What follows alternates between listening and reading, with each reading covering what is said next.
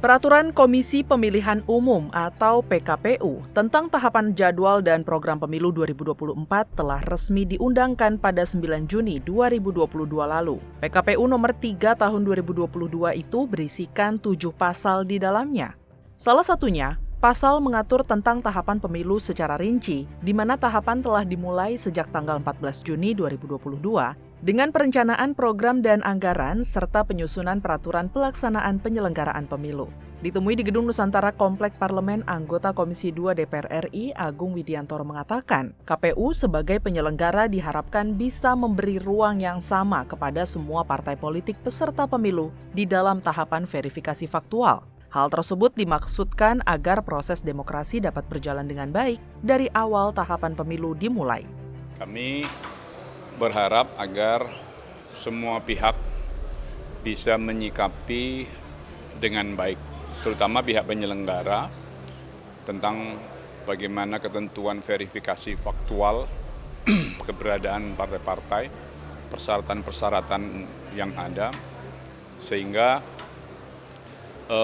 tidak menghambat perjalanan demokrasi ini, memberikan ruang yang sama, jangan sampai ada terlewatkan dan jangan sampai ada pihak-pihak yang merasa ruang geraknya, hak-hak politiknya terpasung dan sebagainya.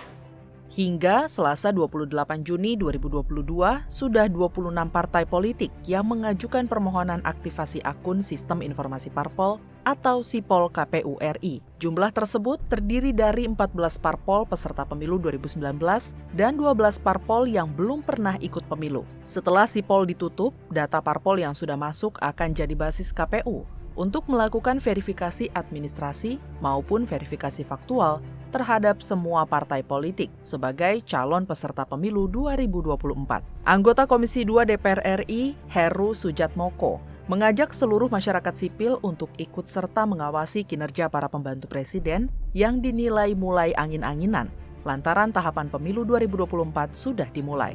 Heru mengingatkan para pembantu presiden untuk tetap fokus bekerja di tengah tahapan pemilu 2024 yang sudah mulai dilaksanakan oleh pihak penyelenggara. Heru mengatakan, DPR RI mengajak seluruh elemen masyarakat untuk ikut serta mengawasi kinerja Kabinet Indonesia Maju, khususnya para menteri agar tetap fokus menjalankan tugasnya.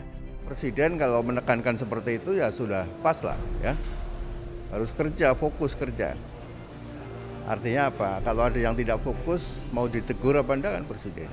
Tentu sisi lain, karena negara kita negara demokrasi, masyarakat sipil bisa mengkritisi. DPR juga bisa, karena DPR punya fungsi pengawasan, gitu loh. Nah, ini proses politik namanya. Jadi, masyarakat sipil boleh memberikan masukan, mengawasi. DPR juga bisa. Seperti diketahui, Presiden Joko Widodo melalui sidang Kabinet Paripurna di Istana Negara Senin lalu meminta jajaran menteri dan para kepala lembaga negara untuk fokus bekerja di tugas masing-masing. DPR RI melalui Komisi 2 meminta jajaran Kabinet Indonesia Maju di bawah kepemimpinan Presiden Joko Widodo untuk fokus dalam menjalankan tugasnya. Wakil Ketua Komisi 2 DPR RI Saan Mustafa ditemui di Gedung Nusantara belum lama ini meminta seluruh Menteri Kabinet Indonesia Maju untuk tidak terusik dengan perhelatan pemilu yang sudah memasuki tahapan awal. Saan menegaskan, agenda-agenda strategis nasional yang menjadi prioritas pemerintah harus terselenggara dengan baik dan seluruh tahapan pemilu 2024 berjalan lancar dan tanpa ada gangguan. Fokus karena pemerintahan hari ini kan sudah kurang maksimal kan karena pandemi 2 tahun. Nah ini sisa masa jabatan ini kan harus lebih maksimal dan harus melakukan percepatan yang luar biasa. Nah karena itu kan membutuhkan konsentrasi dan fokus dari para menterinya. Nah karena itu para menterinya itu kan memang harus fokus bagaimana bisa mengakselerasi kinerjanya untuk bisa mendukung dan mensukseskan program-program dan kebijakan Pak Jokowi di akhir masa jabatannya.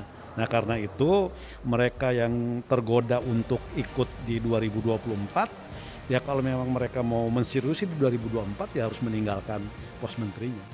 Sebelumnya, Ketua DPR RI Dr. Honoris Causa Puan Maharani meminta para Menteri Kabinet Indonesia Maju mengikuti perintah Presiden Joko Widodo sehingga bisa lebih fokus mengatasi berbagai persoalan bangsa. Tim Liputan TVR Parlemen melaporkan.